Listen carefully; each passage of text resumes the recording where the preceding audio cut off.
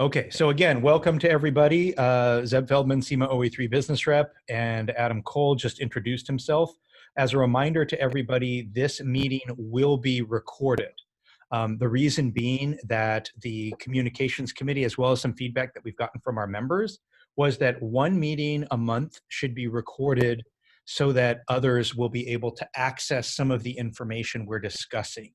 One of the reasons that we decided not to record every meeting is, as you can imagine, there is a little bit of a chilling effect on what you would be able to share.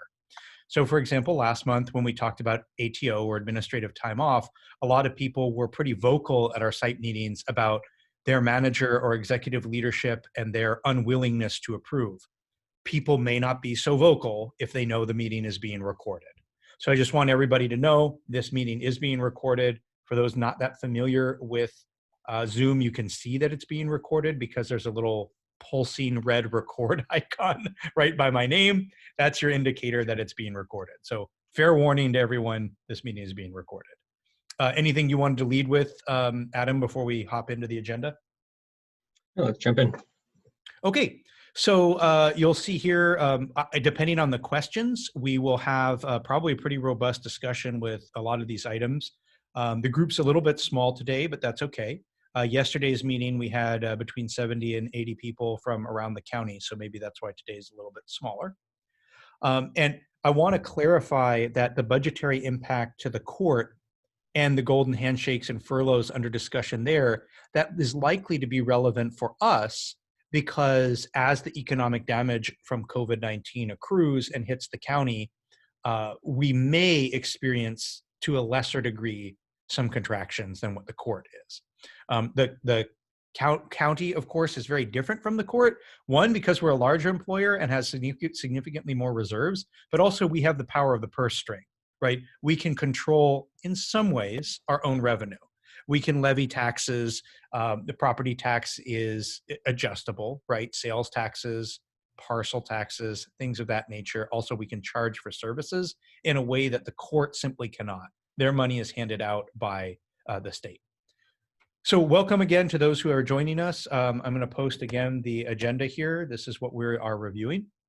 And fair warning to those who have joined, the meeting is being recorded so that we can post it for our members' benefit. So yesterday at 5, our court survey closed. What we were doing was polling our membership there to see how they wanted to react to the cuts that were coming to the court. We've initiated discussions with the court and our fellow unions there. There's SEIU and Skippy. Skippy represents about 400 people. We represent about 120 at the court, and SEIU represents about 90. So we're interestingly the second largest there behind Skippy. And why we polled our members is because we needed to figure out how to react to what the court is claiming is a 10% budgetary cut. After reaching out to our lobbyists in Sacramento and doing an analysis of the cut, it appears that it's actually closer to 8%, still a very significant cut. And additional cuts have been rejected by the state Senate. So that's very positive news for us because it means that we won't be looking at an 18% cut. 8% is still a significant issue, right? So I've gotten, let's say a couple dozen emails where I think some folks in the county are confused and think that a golden handshake is being offered to you all. It is not. It's under discussion for the courts. So that's why I wanted to share some of these items. Oh, and as we get deeper into the conversation, feel free to use the chat feature where I'm posting these things to ask any questions as they come up.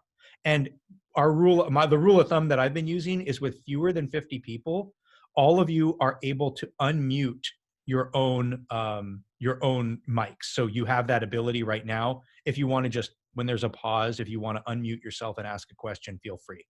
I don't think we will because we're 5 minutes in and we don't have 50 people. If we get over 50, then we'll probably turn off that ability.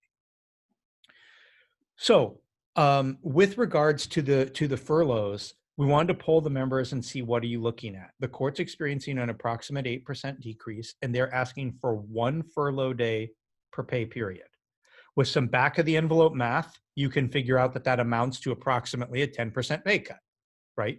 You're at home, 1 out of 10 work days on average, right? And that means you're getting approximately 10% less money. So what we've been talking about there is different ways to bridge that gap. Voluntary reduced work hours. We've been talking about a smoothed furlough, which I'll explain in a moment. And we've also been talked about what the court is calling VSIP, or Voluntary Separation Incentive Program, what in the court, or in the county, pardon me, we've historically called a golden handshake. So we've done some research already in order to prepare for these discussions, and this could be relevant to the future of the county if the county keeps seeing budget cuts. So what's allowed as a golden handshake with PEPRA? You are allowed to have up to 2 years of service purchased by the employer.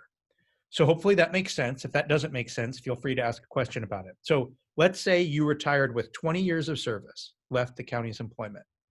They could offer you a golden handshake where it behaved as though you had put in up to 22 years of service. They could do anything in between. They could say, we'll give you an extra 6 months. We'll give you an extra year. We'll give you an extra 2 years, whatever it is, up to 2 years. Also, what the court initially had discussed, and in fact at 2, we're meeting with the Court Advisory Council to go over the survey results. What the court initially offered was a lump sum that is also permissible under the Public Employees Pension Reform Act of 2013. So for instance, they could simply put a pile or small stack, depending on how you look at it, of cash in front of you and say, anyone who retires gets this small stack of cash. Of course, it has to be relevant enough for a significant number of people to retire so that it impacts the budget. So that's the discussions that we're having with the court right now. Overwhelmingly, our members were looking for years of service more than a small pile of cash. So that's our feedback from the court members. Doesn't mean the county has to be the same way. In terms of furloughs and voluntary reduced work hours, that's certainly something that's attractive to a lot of members because you reduce the amount of time you're working. And of course, you take a commensurate loss of pay. However, it's people choosing to do it as opposed to people being forced to do it. The final item I wanted to mention is with furlough smoothing. And this may be something that, if for those of you that used to be an SEIU 521, this will not be a foreign concept to you. A lady named Susan Nye sort of coined this. That's the person who I learned this from anyway, back in, let's call it 2009 approximately. In 2009, there was a smoothing effect that she implemented it a little bit differently. But what we're talking about is you take the total number of pay periods that the employer wants to have, in this case, 26, right? They're looking at 26 pay periods and 1 day per pay period. So a total of 26 days. You put that in a bank, a furlough bank, that behaves very similarly to vacation. And then that way, if you take 5 furlough days, say in a pay period, it doesn't all get deducted in that pay period. It's smoothed out over the entirety of the 26 pay periods. So oftentimes how furloughs would work is if you take 2 furlough days in this pay period, you lose 2 days of pay. This way it's smoothed out over the entirety. Of course, if you get your 26-day bank and you take that all in the first 2 months and then quit, you got to pay back the portions that you didn't already vest, if you will. But that's the idea. It makes it a little bit more flexible for managers and employees to take that time, and it makes it a little bit more administratable. I see that, and you don't have to participate, but I see that Jared is on the call and Bonnie is as well. I would suspect both of you have had some experience with that smoothing in the county from 2009, 2010. So if either of you or anybody on the call wants to share some stories about that, that's fine. I'm going to pause for a moment here to see if there are any questions about the court furloughs and or comments or questions.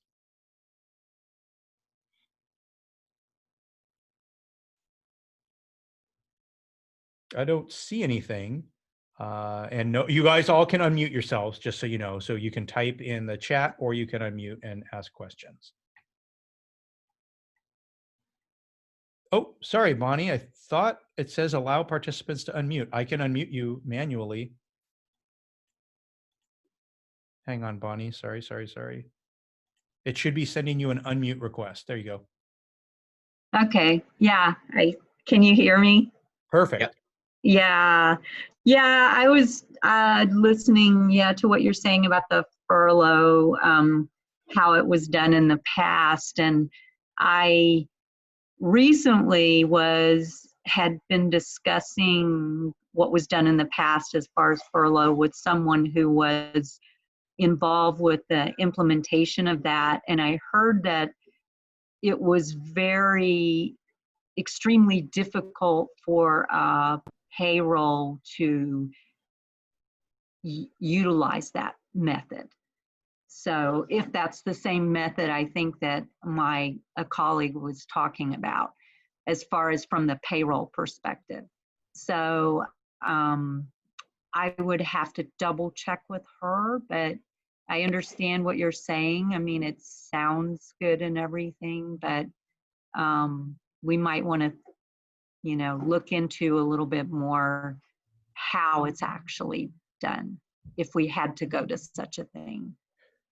And I really appreciate that feedback. I did not know that it was difficult to implement.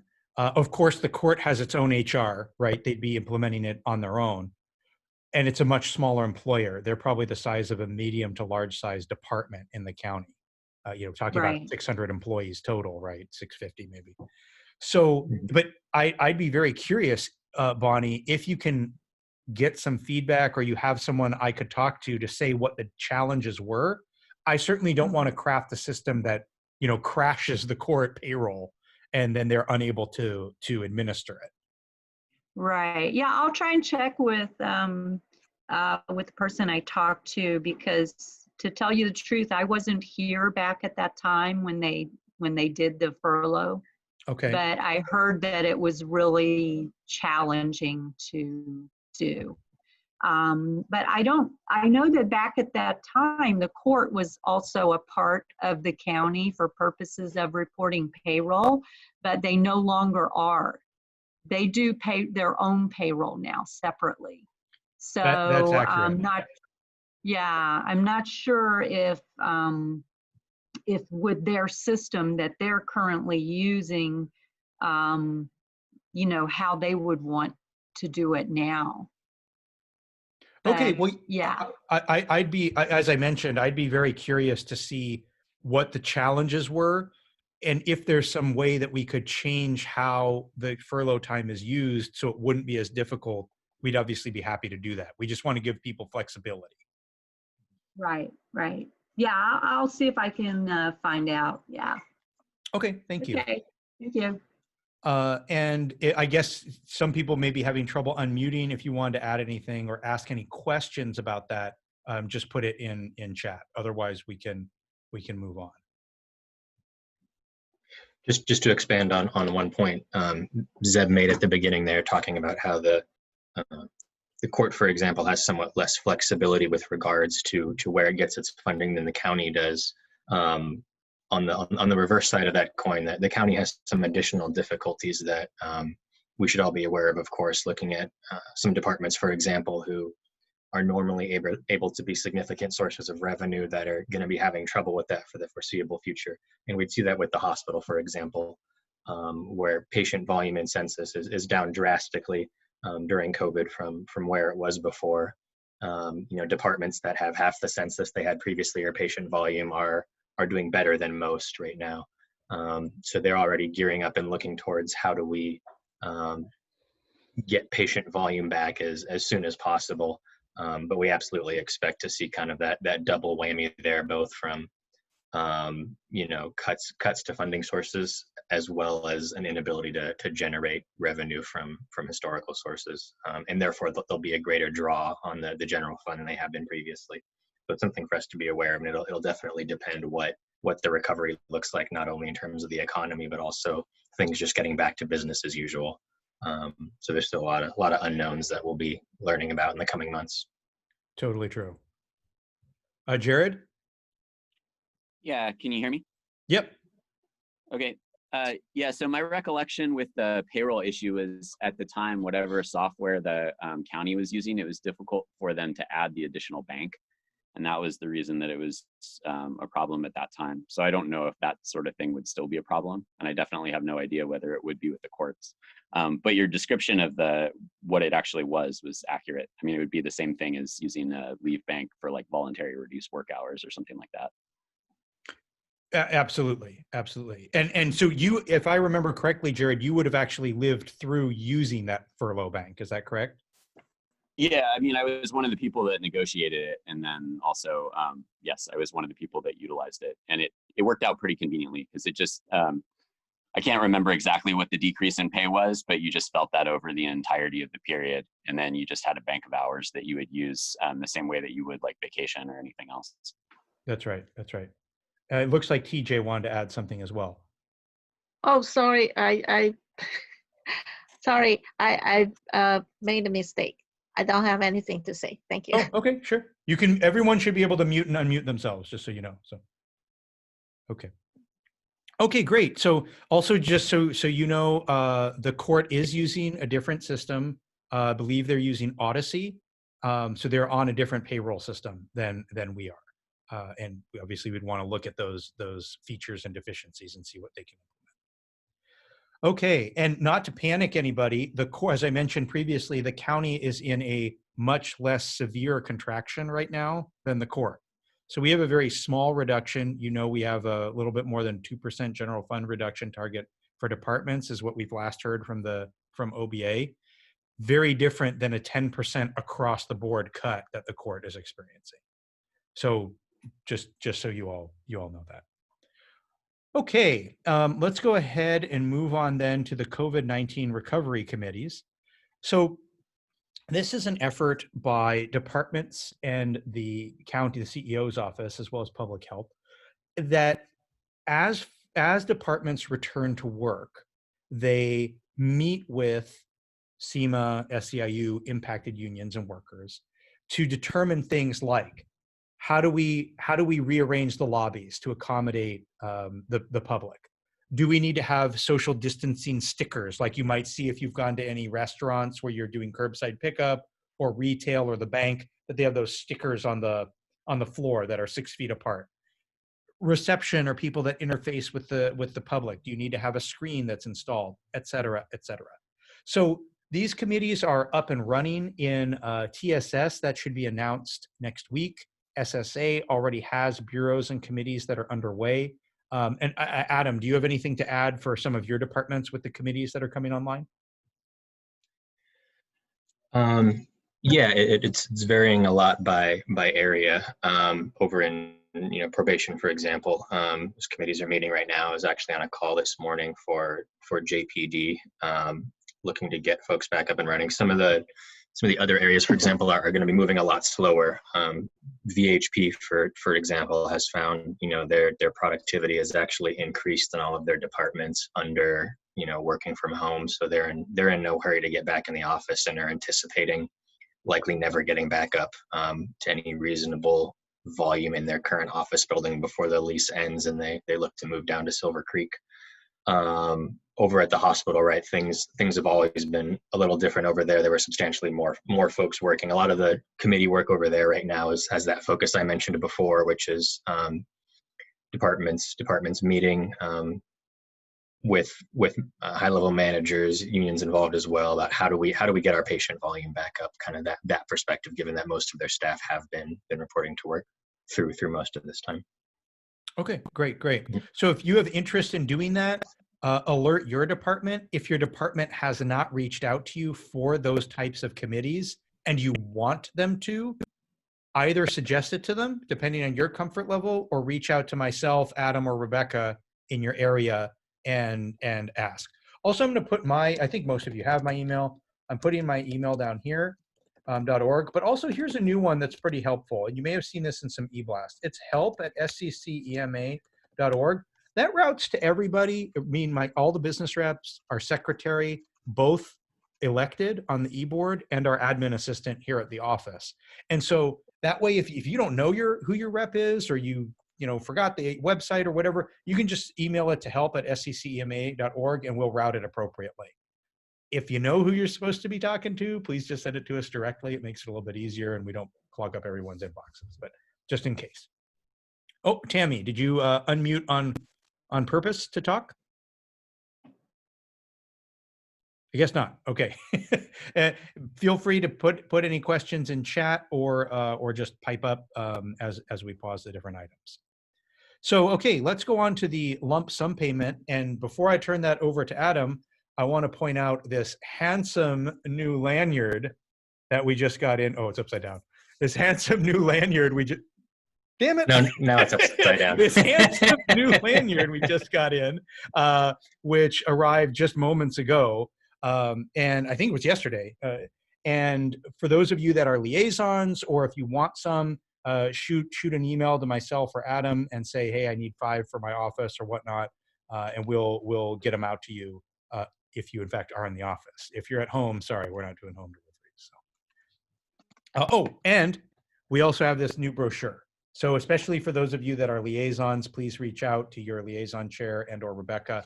And we have this trifold that's great for new members, probably less relevant for current members, but it's a great recruiting tool. All right, and Adam's been leading, taking point on this negotiation with the county. So please go ahead. Sure. So positive news. 90% of our members did receive that lump sum payment. We have Bonnie on the call here and some other folks from payroll. So just want to acknowledge them and give them some kudos. They put a whole lot of work in to get this payment out for our folks as soon as possible. So if you see them in the hallway, give them a big thank you from everybody in Sema. The difficulty we've had, and this may or may not affect anybody on this call, is that the county interpreted the language we have that the lump sum shouldn't be applied to any of the nurses that we have in Sema. For those of you that were on kind of the initial town halls that we had, where we were explaining how it was Sema settled on kind of this lump sum bonus as opposed to retroactivity or something along those lines. Part of the incentive for us to go this way, amongst other considerations, was that this would be a benefit to our nurses, and looking at retroactivity would have harmed them compared to everyone else because they got their raises a little bit earlier, though still 6 months late. Because specifically we have Me Too language that ties most of our nurses with RNPA. So of course, everyone's that's seen that email go out or has read the language. It's very clear that the bonus applies to all Sema represented classifications. Despite our nurses being tied to RNPA, they're absolutely still Sema represented classifications. Yep. So we were optimistic that we'd get a quick resolution from the county on this when we alerted them to the issue. Unfortunately, it's now looking clear that's not going to be the case. We have a meeting with ESA actually at 2:00 today to see if we're able to get a resolution on this prior to having to push the issue along that grievance chain and possibly to arbitration. We're confident that if it needs to go to arbitration, that we'll prevail in this issue, given the clear and plain English language that we have there that we're trying to get enforced. There's always a small factor of a coin flip when you go to arbitration, but this is about the most clear-cut language issue that you could possibly envision. Additionally, we're somewhat disappointed that this is the stance the county's taken on this, as this specific issue came up. Zeb and I actually raised it in the final week or so of negotiations. Everyone kind of thinks back, things moved very quickly there at the end as COVID was kind of descending around us, and both Sema and the county made a big push to get the contract settled out at the very end. And that's where a lot of these issues were decided, kind of looking at the lump sum, the realignments, the final numbers on pension, that all coalesced in the last week there. And Sema raised that, look, per this language, we want to be clear, this applies to our nurses. If the county disagrees with that, we'll expect to see some different language proposed that specifically excludes them. And the county made some grumblings at that time about, well, maybe your nurses don't need this because they got their raises sooner, but they never actually, proposed any language. So we were particularly disappointed that we were proactive in addressing this, and that the county didn't make any movement on it, but then on the back end seemed to have reached this decision anyway. So we've had a number of issues with implementation of the contract over the last couple months. We'll hit some more of them today, but it ranges from folks missing realignments from some of our nurses, difficulty implementing some of the new differential language. But this is definitely the biggest issue we've had on contract implementation thus far. Unfortunately, because we have I think not made any progress in kind of these early talks with the county to hopefully get it resolved. What that means is that there's a reasonable chance we have to go to arbitration. That means we just can't give a reasonable timeline on when this is going to be resolved. Just because to a certain degree, if you go to arbitration, you're somewhat in the hands of the arbitrator. This is a one-day hearing type of issue, but arbitrators can take anywhere from a couple weeks to a few months to reach decisions, in my experience. So I don't think there's a timeline that we'd feel comfortable, giving to members. So if you're a nurse in that group who's specifically looking forward to this in the coming weeks or months for a particular reason, you're looking for a down payment on a house, just be aware I wouldn't feel comfortable promising any specific timeline right now. That being said, we're extremely confident that we'll be able to get the contract enforced correctly. Yeah, that's absolutely right. I also want to make clear that if you are someone who has not received the lump sum and are not a nurse, we need to hear from you right now, right? So if you're a nurse, we're aware that the nurses did not get it. And we're on extremely strong footing for the grievance. In fact, I'm just hitting enter right now, and this will post in chat what the actual language is. So you see, effective May 4th, 2020, current employees at time of signing of the successor contract who are in Sema represented classifications shall receive a one-time non-PERSable lump sum contract signing bonus prorated for code status. As Adam said, it's black letter right there, right?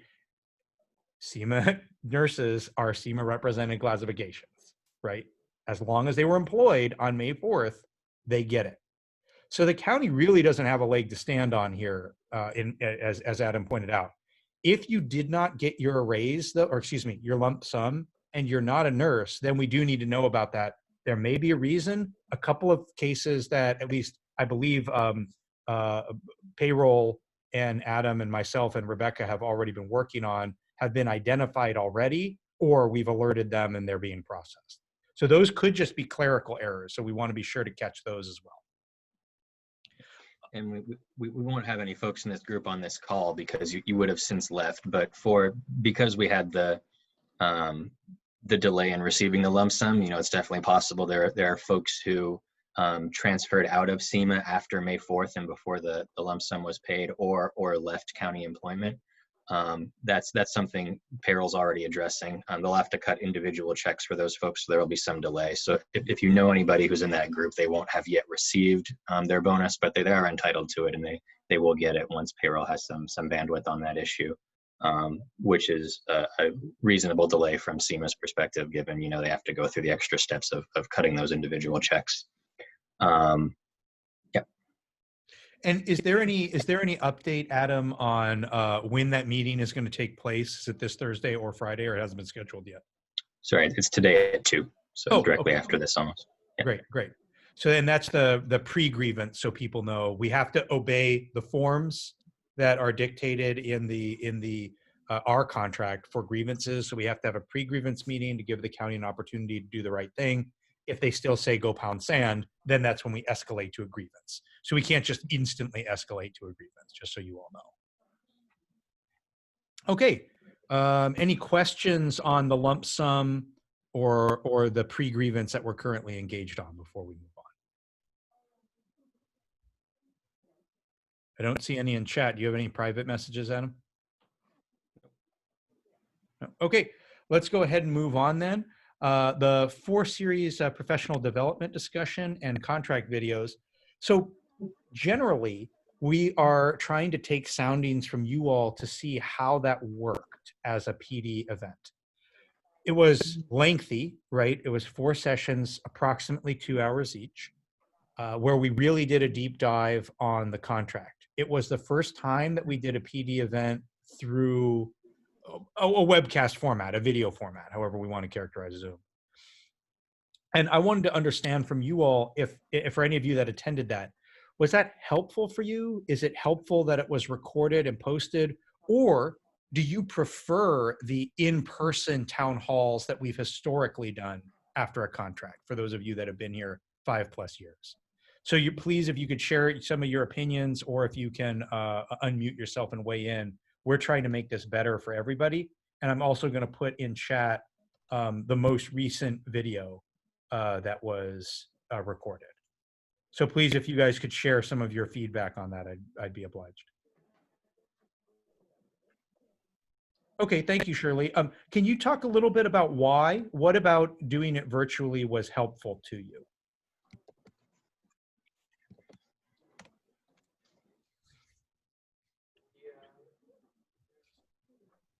You should be able to Sorry unmute. about that. Hi, Shirley. I just, you know, I'm kind of working a lot, right? So it was nice to be able to like still maybe do some work and listen to kind of what was going on and not have to be there in person. And then also, I think kind of what I liked about it and is that it was just uninterrupted for the most part. So it was kind of like,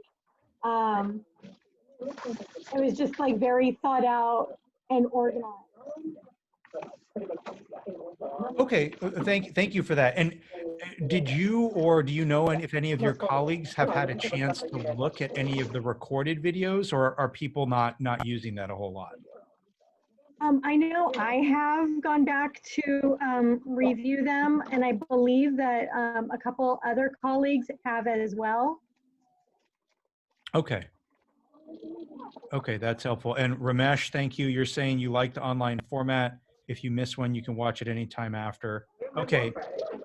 Something too that was suggested yesterday, I want to just understand. It's obviously, this is kind of poor because it's easier if this was a room of you. I could see if like you're raising your hand or whatever. When it comes to traditional PD events, normally we would have 1 or 2 speakers that are presenting, you know, we rent a public venue or we go to a county park or something like that. Once COVID allows us to do that again, would you want those events to be recorded and either live cast or recorded and then posted on YouTube? Or do you prefer like that sort of, you know, getting to see your colleagues, networking and seeing the vendors that are there and stuff like that? Like what is helpful or useful to you?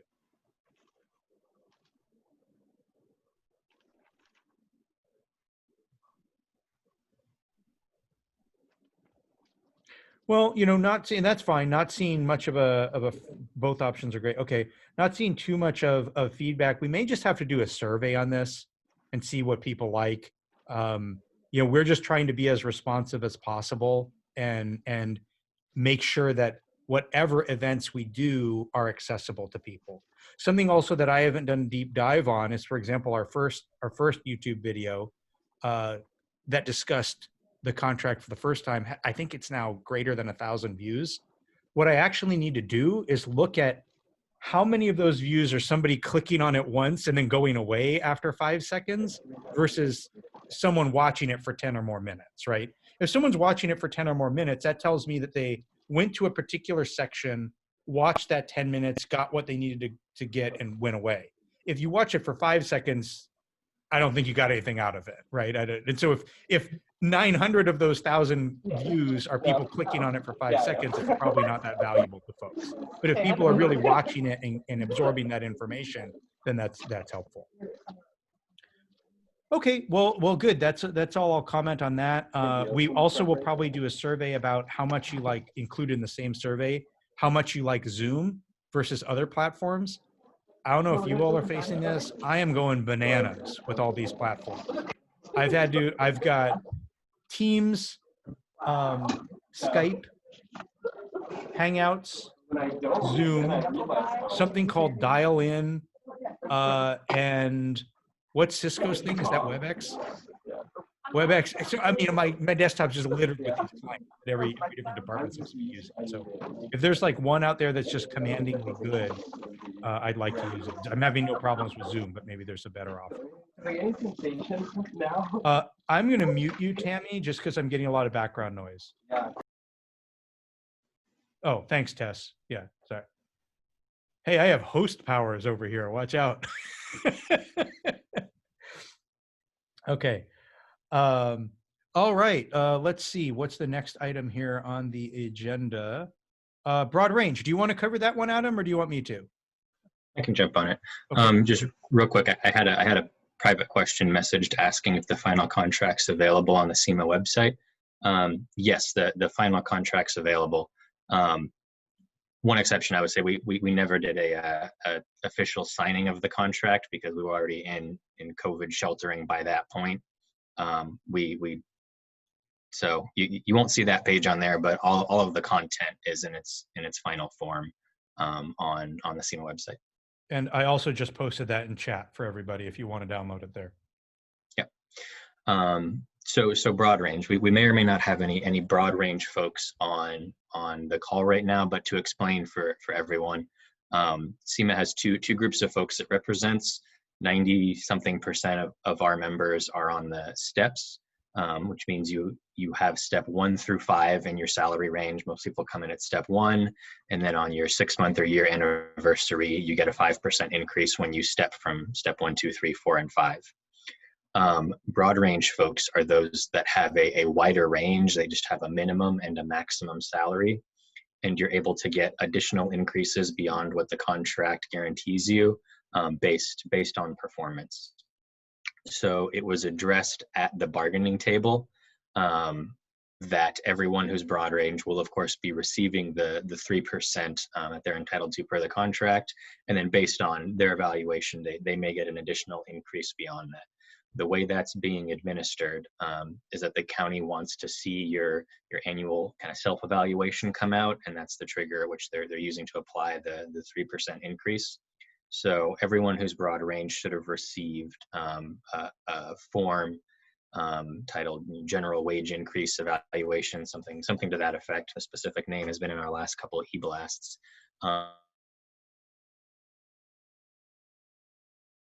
Increase. Anyone who's having trouble with that process can definitely feel free to reach out to myself or Zeb, and we're happy to assist. Am I able to ask a question? Oh, Yeah, Of course. please. you can hear me. Yep.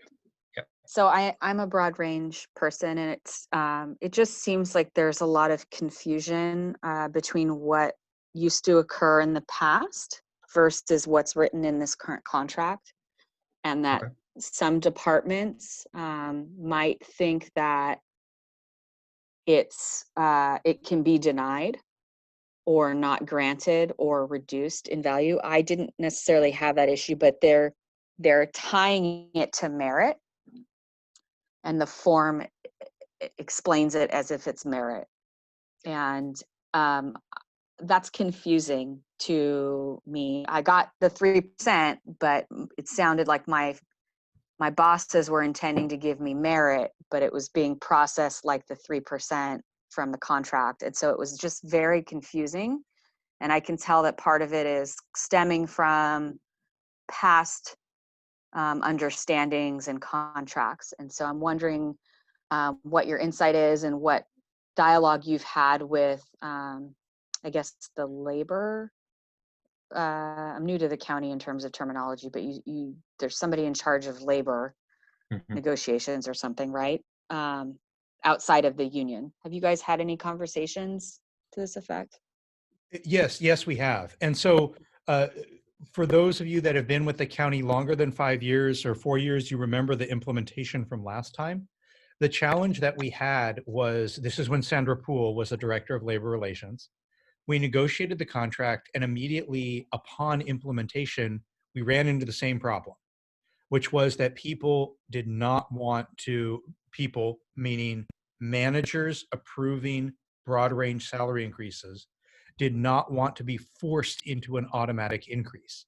And we said, wait a minute, we costed this out at 3% per Sema represented employee per year.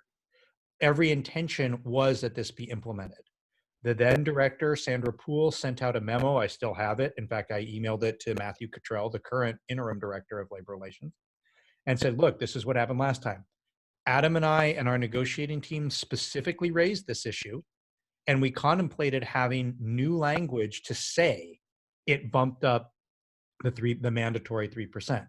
And the county said, no, no, no, we learned from our experience last time. It appears that either they did not learn, or they just, with everything that's been going on, and I'm not making excuses for the county, I think their response has been inexcusable on many aspects of contract implementation, have been unable to process it or get that information out. What did give me some peace of mind is Matthew Cottrell, the Director of Labor Relations, who's the opposite that we negotiate with, did furnish me with a letter that he sent, he claims, to all departments. And that was actually covered in an e-blast probably 2 weeks ago, saying, hey, broad range people who supervise broad range people or who are broad range, search your email boxes for this subject title, because the county claims it sent out an email directing you as to what to do about this classification.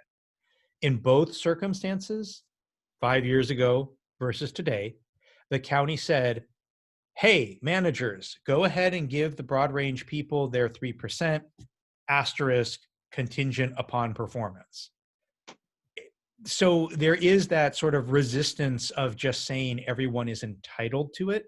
I believe that you are entitled to it, but the plain reading of broad ranges means that there could be some wiggle room. I've not experienced anyone who's being denied it, though.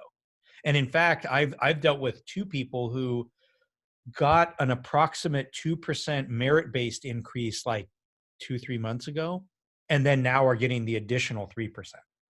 So that's some at least indication that the county is looking at this as a general wage increase, as opposed to I think you're doing a good job, here's some money. And So in the form that they send, it alludes to it being performance-based, which to me equals merit, and that's confusing versus the general wage increase. So some of it is the form that they're being told to fill out. And again, I wasn't negatively affected in any way, but it was just extremely confusing because my supervisors and my manager were telling me, we want to give this to you based on merit. And I said, is this separate from the union thing? And they thought, yes. It unraveled a bit, for us all trying to figure out what's going on. And it's I can tell that there's still confusion surrounding this.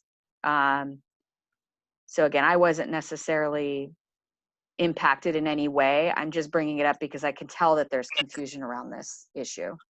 Okay. Yes, and maybe in the if next. I may add, Sure, sorry, go ahead, Manir. if I may add to it, I've worked actually with the person who just spoke before. We're in the same broad range, and there is a lot of confusion in our department how to apply this. So perhaps if you could share the memo and the letter with us so we understand what it is. I agree that it is tied to performance in our department and is not considered a general wage increase. And then is there a way, I know we spoke before the contract was being negotiated about removing broad range and perhaps just making it simpler and keeping the step increases, which is easier to manage and is, does not create any confusion. So not sure what the process would be for that, if that was something that was considered in this contract negotiation. It was. Do you want to share your recollections about that, Adam, or do you want me to? Yeah, I'll share my recollections to that piece. This was something that came up early on in negotiations, but then wasn't pursued beyond that. We had some resistance from the county, and unfortunately there was just a whole lot to go through a fairly narrow band with this negotiation cycle. The overriding priority was getting as much off the pension as we could. And then there were some descending very important things below that. I think, that definitely could be a priority in future negotiations to come. But the county, it wasn't something that they bid on in the beginning, and it was raised back during when we were in kind of the interest-based bargaining period where everybody was kind of vetting and discussing issues before that just kind of failed, and we went forward with traditional bargaining. And once we had gotten to that point, Sema had kind of coalesced down our priorities, and that wasn't one of the things that made the list, unfortunately. But I think in future years, when we don't have the same level of priority to pension reduction, next contract cycle, it definitely could be. Unfortunately, the way the county costs that out is kind of looking at the assumption that that was no money they were obligated to spend previously. So it looks like a very expensive proposal on their end. Anything else that you recall from kind of those early days negotiations? Yeah, just some background as well. For those of you that participated in ITCC, you know that all of the broad ranges that were linked to IT classifications were eliminated. And so that created, for good and ill, situations where folks, especially at SSA, you may be familiar with the so-called SITS code, that was broad range. And it created a very unusual circumstance because you could have someone making, I'm going to be wrong on the numbers, in an identical code making $110,000 or someone in that same code making $220,000, right? So just this huge variance. And then it created also a peculiar issue. This is almost a pro elimination of broad range, because you would then have a SITS that was making towards the higher end, supervising multiple SITS that were making towards the lower end. And classifications that are equal are not supposed to be supervising one another. So it also created some nuances. If I could wave a wand and get rid of the broad ranges, from a union perspective, I would want to. From an operational perspective, I don't know enough about it to speak intelligently on it. I would need to talk with all of our broad range people and see and make sure we weren't harming them or their ability to recruit. But from the feedback I've gotten from most broad range people, they're saying get rid of it. And one final point, I see Lisa wants to add something. One final point on this from my perspective is why it appears to be such an expensive proposal from the county's perspective is, let's take that example of 110 to 220. If we convert that to a step, obviously we want to do it at the high end because we're going to have some people that are at 220. So we do 220 and then work backwards from the steps, right? So that means now everyone that was at 110 gets hoisted up to, let's just call it 190. And that makes it appear to be a very expensive, but not appear, it actually could be very expensive. Lisa. And for folks that don't know, so the Sema step plan for everyone who's not a nurse only has 5 steps, and there's a 5% delta at each step. Whereas the broad ranges have, like Zeb was pointing out, that much wider range, more than kind of the 25% that you see on step plans. 25 or so it compounds, but yeah. That's right.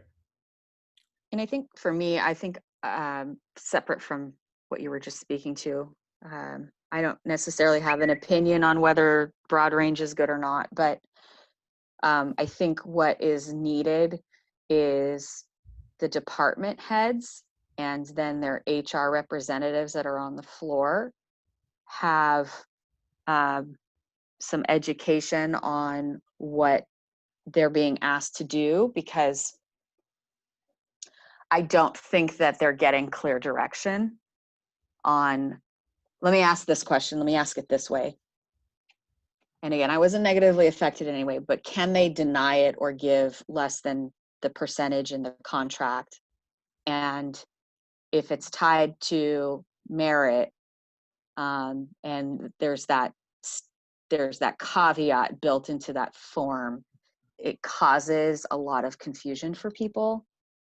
And I don't know that they're getting good direction on what they're filling out themselves as managers.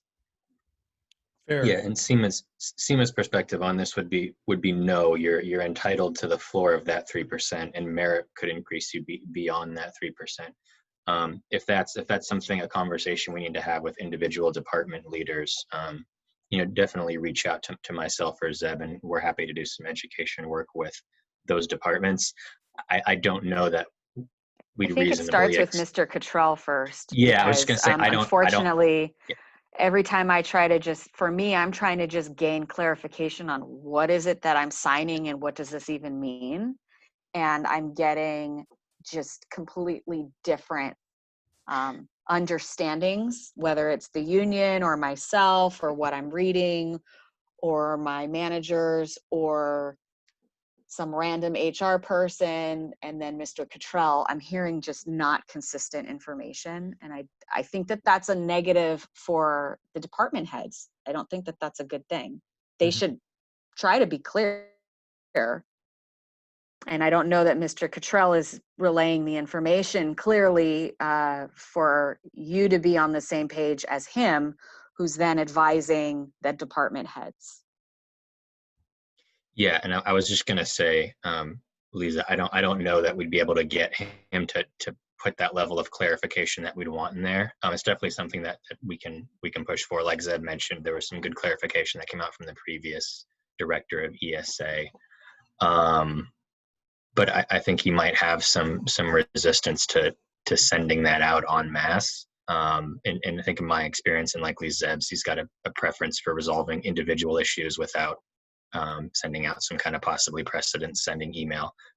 We can definitely bring that up, but I think it would be good for us to also engage on that departmental level, given that we've had success there already in this cycle.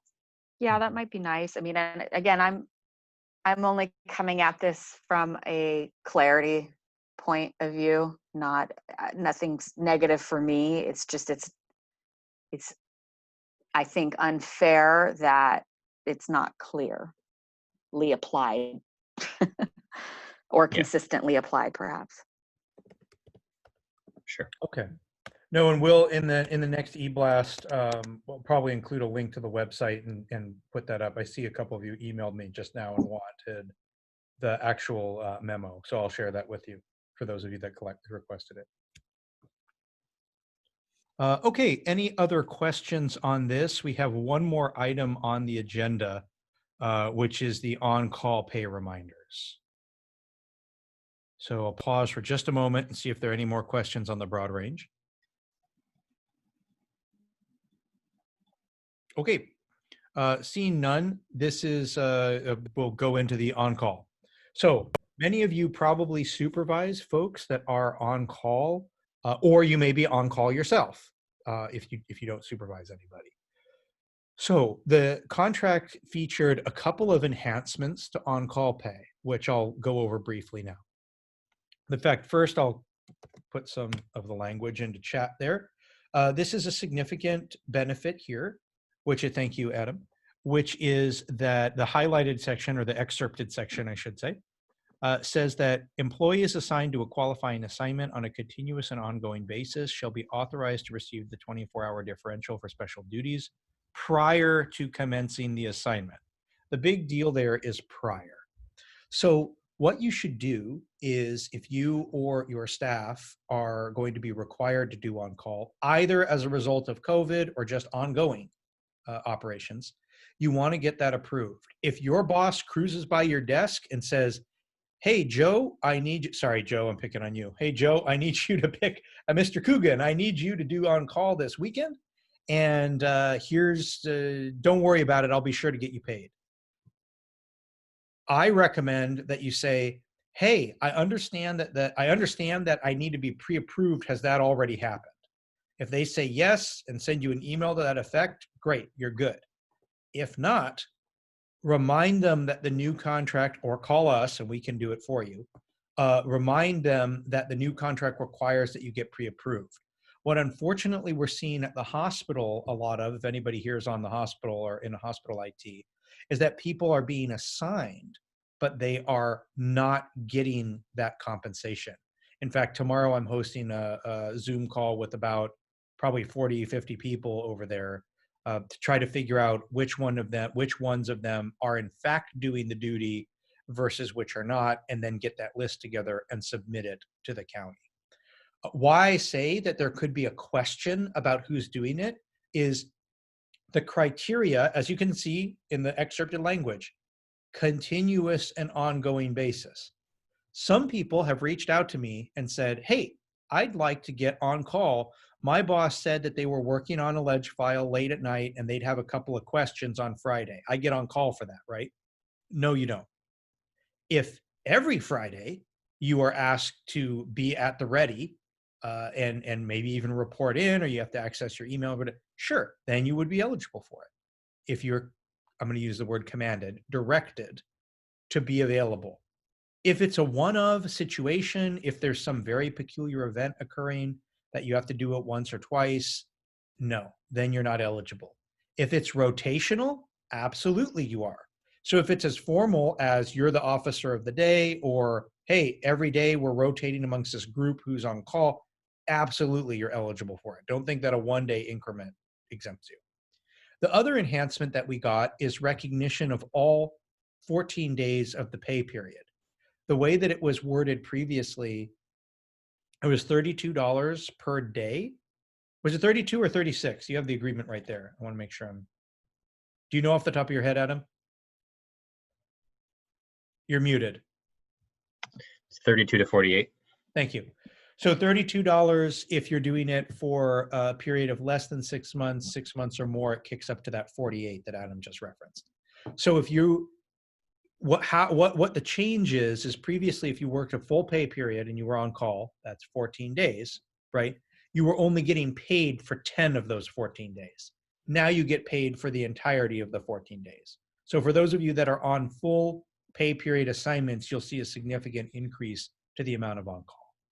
So if you are doing on-call and you haven't received, oh, thank you, Tammy, for confirming it's a 32. If you have received additional on-call requests and you're not getting paid, alert myself, Adam, or Rebecca, or help@sccma.org, and we'll route it. And we'll put you on that list. Tomorrow specifically, I'm meeting with hospital folks, but you, if you need to, you can contact me and jump in on that meeting too.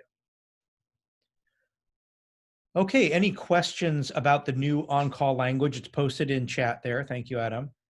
Questions or comments on it? So we have someone asking if they were issued a county cell phone for when they're off duty to answer calls to handle those issues. Is that considered to be on call?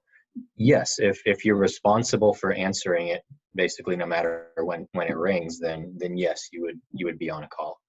The one exception here that sometimes gives us some difficulty would be a lot of our nurse manager classifications, for example, that are in charge of clinic or service lines will have built into their job description responsible for a 24-hour facility, something along those lines. If you have that requirement built into your job description, it's hit or miss whether the county would approve you for 24-hour pay. But assuming that's not built into your job description, then yes, if you've been given a work cell phone and you're responsible for any issues that come up while you're off, that would meet the requirement for 24-hour pay. Though the county has two responses, and I would say, unfortunately, probably more than half the time, I would say, I don't know if I put a specific number on it, maybe Zeb, you could clarify that Sema folks submit these requests, the response, and these go to Mr. Cottrell in labor, the response we'll get is, okay, we'll work with the county to figure out how to take this 24-hour duty away, as opposed to approving the individual. We're seeing that a lot, especially with folks who have been assigned these duties for COVID-related issues. And it's part of what we need to do to make sure that doesn't drag on forever. So the county can either reduce the duty, say you're not responsible for answering this, when you're off or something like that, or on weekends, whatever they could say, for example, or you're obligated to the pay. So those are the two responses they can have. But yes, being given a cell phone you're responsible to answer is definitely qualifying. And you can either email myself or Zeb to discuss. If you want to reach out to that help@sccma, the appropriate person will see your email ending and figure out if they're in your department and respond. And the key, Adam, I think summarized it well. The key that I use, the rule of thumb I use, is, are you required to respond? So most people most Sema members have a county issued cell phone. If you did not respond until the next day, would you be disciplined by your boss? That to me is the key. If they will, then they need to buy your availability. Otherwise, they can't just give you a phone and say you're obligated to return calls on this all the time. That's not part of salaried employment. So hopefully that puts a finer point on for folks. And something that comes up frequently those of you that are, you know, extremely senior managers within Sema will often, you know, if you're in charge of an entire department, you know, most folks are working to a certain degree on weekends, answering calls after work, etc. That doesn't mean you're not entitled to that pay, and that's not a reasonable expectation to have, for example, of the Sema staff that are reporting to you. It can't be an expectation that we set at a department level just because someone personally has a work ethic that they feel requires them to work and answer calls on weekends and after hours. Yeah. So, Zeb, Adam, I have a quick question on on-call. In our department, we have several outreach and evening committee meetings that typically I would attend. Is that considered on-call work? No, at least not on the basis of how you're describing it. So what that is those to me are excess hours, or hours that maybe even, hopefully you're even coming in late on those days that you know, but that's not on call. On call is when your workday ends and you go home, but you're still expected to be responsive to texts, phone calls, emails, beepers, you know, whatever it might be. If you have a long day occasionally, to me, that's not on, or to the language, it's not on call. Okay, thank you. Sure. But I would recommend that you flex your day, or, you know, somehow account for that extra time that's predictable you're going to have to be working.